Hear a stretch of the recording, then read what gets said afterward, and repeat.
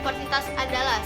Nah, pada kesempatan kali ini saya akan membuat video tentang materi konsep diri psikologi komunikasi guna untuk memenuhi tugas ujian akhir semester psikologi komunikasi.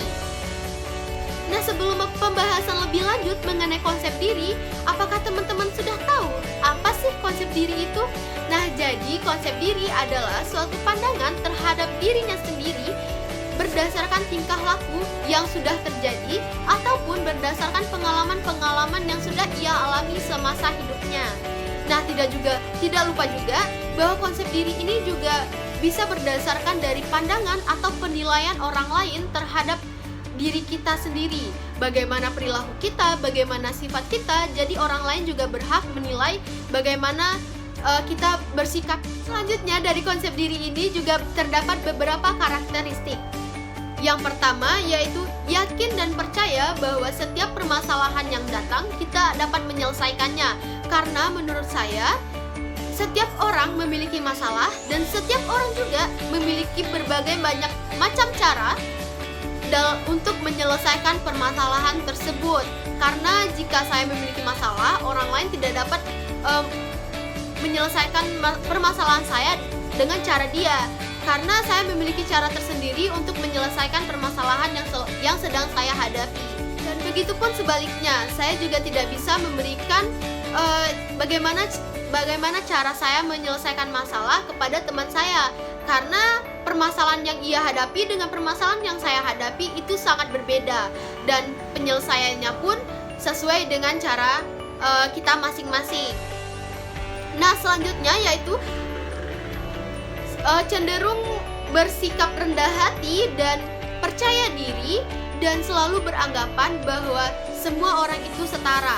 Tidak ada yang tidak memiliki sifat sombong, karena kita sebagai manusia kadang di atas dan juga kadang di bawah. Kita hidup roda itu berputar. Terkadang kita bisa di saat sekarang kita berada di bawah, dan beberapa bulan kemudian kita bisa saja berada di atas. Dan begitupun sebaliknya, orang yang di atas bisa saja tiba-tiba mereka berada di titik terendah mereka. Jadi kita harus selalu rendah hati dan tidak sombong, dan selalu beranggapan bahwa semua orang itu setara dan sama rata. Dan karakteristik selanjutnya yaitu jika kita menerima pujian, kita harus merasa senang dan tidak merasa malu ataupun merasa bersalah. Karena terkadang apalagi perempuan, misalnya dipuji nih sama temen ceweknya, kayak, ih kamu cantik deh, ih enggak aku nggak cantik, kayak lebih cantikan kamu sih, lebih manis kamu, lebih putih kamu, kayak gitu kan. Terkadang kalau misal perempuan dipuji sama teman-temannya, mereka nggak percaya dan mereka merasa malu ketika mereka dipuji sama teman-temannya. Padahal ketika kita dipuji sama orang, kita harusnya memberikan respon bahwa terima kasih, alhamdulillah ya, alhamdulillah, kayak gitu. Sebenarnya bukan sesuatu respon yang diharapkan, walaupun sebenarnya kita nggak tahu itu sebenarnya ia muji beneran kita cantik atau hanya sekedar basa-basi. Dan karakteristik yang selanjutnya yaitu menumbuhkan kesadaran diri terhadap diri kita masing-masing, bahwa sebenarnya kita itu selalu diterima di kalangan masyarakat. Terkadang kita dihancurkan oleh pemikiran diri kita sendiri.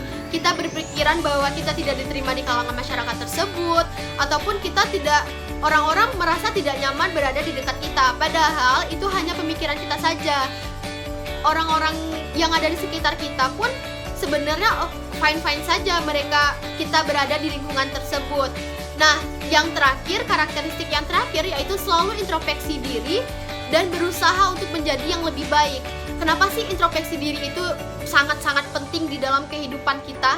Karena bagi saya, introspeksi diri itu berguna untuk mengevaluasi diri kita sendiri. Apa sih kesalahan-kesalahan yang telah kita perbuat? Apa sih kalimat atau perkataan kita yang pernah menyinggung orang lain? Kan kita nggak tahu. Jadi kita harus selalu mengevaluasi diri kita untuk mengupgrade, meng-push diri kita untuk menjadi lebih baik, dan selalu lebih baik lagi. Karena setiap manusia itu tidak luput dari kesalahan dan tidak ada manusia yang sempurna. Makanya introspeksi diri itu sangat penting guna untuk mengetahui bagaimana sih perkembangan diri kita di lingkungan kita selama ini, apa sih yang udah kita perbuat, apa yang udah kita tebarkan di dalam lingkungan ataupun lingkup kita berada itu. Nah, selanjutnya juga ada faktor-faktor yang mempengaruhi dari konsep diri. Yang pertama, kondisi fisik. Nah, kondisi fisik ini biasa disebut dengan body shaming di dalam kehidupan kita ya. Pada zaman sekarang ini kayak body shaming kayak, ih lo gendut banget sih, atau kayak lo kurus banget sih, lo kecil, atau sebagainya. Karena menurut mereka itu hal yang biasa. Padahal orang yang menerima perkataan tersebut itu merasa insecure, dan sampai-sampai mereka rela tidak makan, rela diet, rela tidak keluar rumah karena perkataan mereka tadi. Jadi untuk teman-teman semuanya, berhati-hatilah dalam berbicara, apalagi menyapa orang dengan fisik ya. Jadi buat teman-teman semua, jangan pernah menjadikan fisik itu sebagai bahan candaan ataupun tawaan, karena itu sebenarnya bercandaan yang tidak lucu. Apalagi kayak gendut, kurus, kecil, hitam, putih dijadiin sarkas. Sebenarnya itu nggak baik dan nggak bagus buat kesehatan mental seseorang, karena kita tidak tahu ya bagaimana sih kesehatan mental seseorang, apakah mereka bisa menerima dengan apa candaan yang kita berikan, ataupun kalau misalnya ada orang yang bisa menerima dan juga ada orang yang nggak bisa menerima, jadi kita tidak bisa mengetahui bagaimana sih pikiran dan perasaan mereka, dan sebaiknya kita menghindari itu dan mungkin bisa mencari candaan ataupun bahan tawaan itu yang lebih lucu tetapi tidak menggunakan fisik. Nah, begitu ya teman-teman. Apalagi nih, banyak yang kayak dia kurus ya, tapi dia di depan orang yang gendut, dia bilang kayak, ih aku kok kurus banget sih, aku mau diet deh. Gimana perasaan orang yang gendut itu? Kalau misalnya dia kurus dan dia merasa gendut, dan orang yang benar-benar gendut tadi, gimana perasaan dia? Pasti dia merasa tersinggung. Kalau misalnya yang si kurus tadi merasa gendut, jadi dia sebenarnya apa? Gitu kan. Jadi sebaiknya kita harus bisa menempatkan di mana kita berkomunikasi dan dengan siapa kita berbicara. Nah, selanjutnya faktor yang mempengaruhi yang kedua yaitu bentuk tubuh, yang seperti yang saya jelaskan tadi. Itu penjelasannya kurang lebih seperti itu. Kita tidak boleh menjadikan kekurangan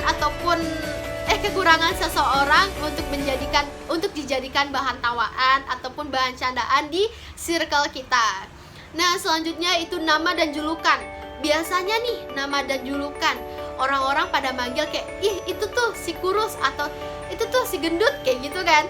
Kayak, ih Desi itu yang mana sih? Itu loh, yang paling kecil itu loh. Itu kan sebenarnya it's okay, nggak apa-apa. Terkadang ada juga kan orang yang bisa menerima kayak, iya deh aku kan yang kecil nih, kayak gitu kan, dan dia biasa aja, it's okay, dan nggak dipermasalahin. Kadang orang-orang yang diam itu lebih mengerikan daripada orang yang berani speak up loh. Jadi misalnya dia diem dan tiba-tiba dia speak up, itu sebenarnya udah sakit hati, udah kayak mendem aja selama ini kan, kayak apa yang diberikan sama temen-temennya dia terima aja, kayak gitu kan. Jadi sebenarnya itu nggak bagus juga. Jadi banyak faktor-faktor yang mempengaruhi konsep diri kita. Jadi kalau misalnya kita berikan julukan itu yang bagus-bagus aja deh teman-teman, kayak yang misalnya yang itu tuh yang pinter tuh, atau apa ya, yang pokoknya yang bikin positive vibes gitu loh teman-teman. Faktor yang mempengaruhi selanjutnya yaitu status sosial dan ekonomi. Nah, biasanya yang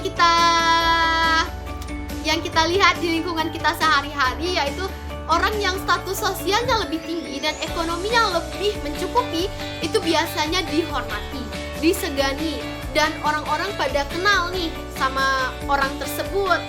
Dan begitupun sebaliknya, orang-orang yang status sosialnya standar ataupun ekonominya yang tidak mencukupi ataupun belum mencukupi, itu biasanya kayak ya udahlah, ngapain kita segan sama mereka, apa sih keuntungan kita kalau misalnya kita hargai mereka, kita segan sama mereka. Itu pemikiran yang benar-benar salah, karena kita harus menghargai, menghormati, dan menjagani semua orang. Semua orang itu sama rata, walaupun ia ekonominya belum mencukupi ataupun ekonominya yang tinggi. Kita sebenarnya tidak boleh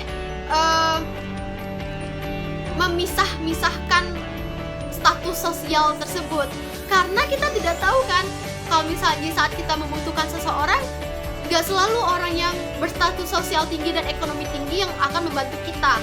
Mungkin bisa saja orang yang status sosialnya tidak tinggi bisa menolong kita ataupun bisa memberikan feedback yang lebih daripada orang yang berstatus sosial tinggi. Jadi untuk teman-teman, jangan pernah jadikan status sosial dan ekonomi dalam sebuah pertemanan ataupun dalam sebuah hubungan. Mungkin bagi teman-teman berpikiran kalau misalnya orang yang status sosialnya tinggi itu bisa menggunakan kekuatannya dimanapun dan bisa menggunakan uang lah.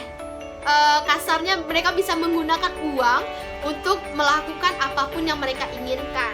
Ya, pesan dari aku, jangan pernah menjadikan status sosial dan ekonomi di dalam kehidupan kita, karena bagi aku semua kita itu sama rata.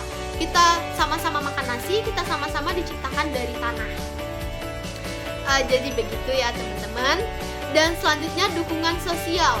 Dukungan sosial ini sangat-sangat membantu dalam kehidupan kita, karena dengan adanya dorongan ataupun dukungan sosial dari orang-orang terdekat kita, dari orang-orang yang ada di lingkungan kita, kita akan lebih termotivasi untuk membentuk konsep diri yang lebih baik lagi. Karena tanpa adanya dukungan ataupun dorongan dari orang-orang yang terdekat kita, kita tidak akan bisa mengupgrade diri kita untuk menjadi seseorang yang berguna. Kita tidak bisa mengupgrade diri kita untuk yang lebih tinggi.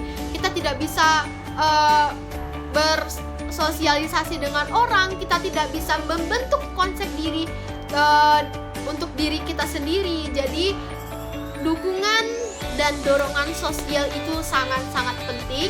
Dan apalagi kita nih anak-anak sosial, jadi bersosialisasi itu sangat-sangat penting bagi untuk kelangsungan hidup kita, karena kita makhluk sosial, makhluk yang sangat membutuhkan orang lain. Kita tidak bisa hidup tanpa orang lain. Dari kita dilahirkan ke dunia sampai kita meninggal, kita membutuhkan orang lain. Dan selanjutnya yaitu keberhasilan dan kegagalan. Jangan pernah jadikan kegagalan itu adalah hal terburuk di dalam kehidupan kita, karena menurut saya kegagalan itu adalah suatu proses keberhasilan yang tertunda ataupun Tuhan memberikan rencana yang lebih baik lagi untuk kita ke depannya, karena kita tidak tahu rencana Tuhan itu apa. Karena yang bagi kita baik belum tentu bagi Tuhan itu baik, dan yang menurut Tuhan itu baik udah pasti yang terbaik untuk diri kita. Jadi kalau misalnya kita berada di suatu kegagalan, jadikan itu suatu motivasi dan jadikan itu suatu hal yang bisa membangkitkan semangat kita dan kualitas diri kita. Dan jangan pernah terpaku terhadap satu kegagalan tersebut, karena ketika kita gagal, kita akan mendapatkan sesuatu hal yang indah di masa depan. Faktor yang mempengaruhi yang terakhir adalah intelijensi. Nah, intelijensi ini apa sih? Intelijensi ini adalah ketika kita tidak diterima oleh suatu lingkungan, kita tidak diterima oleh masyarakat, karena kita tidak memiliki kayak kita tidak memiliki sesuatu hal yang dapat ditonjolkan, ataupun kita tidak memiliki aura positive vibes. Paham gak sih teman-teman? Pernah gak sih teman-teman merasa kalau teman-teman itu gak diterima di dalam satu lingkungan, ataupun teman-teman diasingkan, teman-teman berada di lingkungan tersebut tetapi teman-teman diasingkan? Pernah nggak teman-teman merasakan hal yang sedemikian? Karena bagi aku, intelijensi ini mungkin kerap terjadi di lingkungan kita ketika seseorang tidak memberikan effort atau ketika seseorang tidak memiliki keuntungan bagi lingkungan tersebut. Jadi mereka itu diasingkan karena mungkin bagi mereka kamu hanya benalu sih, lu hanya benalu loh di lingkungan ini gitu. Sebenarnya itu pemikiran yang sangat salah ya teman-teman. Jadi kita nggak tahu kita apa sih kekurangan yang ada di diri kita. Masa kita udah mengklaim kekurangan orang tanpa melihat kekurangan dari diri kita sendiri. Jadi jangan pernah mengklaim kekurangan orang dan menilai semua orang itu nggak punya kelebihan. Kita harus melihat dulu, kita harus bercermin. Apa kita udah menjadi seorang manusia yang sempurna, atau kita udah menjadi seseorang yang bisa melakukan apa aja tanpa orang lain gitu kan. Jadi kita harus bisa mengerti dan memahami situasi kondisi di setiap orang. Kalau misalnya orang lain tidak bisa memahami kita, kita harus bisa memahami orang tersebut. Jangan pernah misalnya orang itu nggak menghargai kita, jadi kita balas dendam tuh, kita nggak mau menghargai mereka. Bukan gitu konsepnya. Jadi kita itu dituntut untuk bisa menghargai dan menghormati semua orang. Jadi tanpa terkecuali yang kecil dari kita sayangi, yang sama besar kita segani, dan yang lebih besar dari kita hormati. Jadi begitu sebenarnya konsep yang harus diterapkan di dalam diri kita dan ketika kita berada di lingkungan sekitar kita, berada di lingkungan sosial. Jadi mungkin itu penjelasan mengenai materi konsep diri yang dapat aku jelasin. Mungkin banyak perkataan atau penjelasan saya yang sedikit cepat ataupun kurang jelas. Saya juga masih belajar, dan mungkin lebih dan kurang saya mohon maaf. Dan saya tutup dengan Assalamualaikum warahmatullahi wabarakatuh. Jangan pernah insecure dan selalu percaya diri.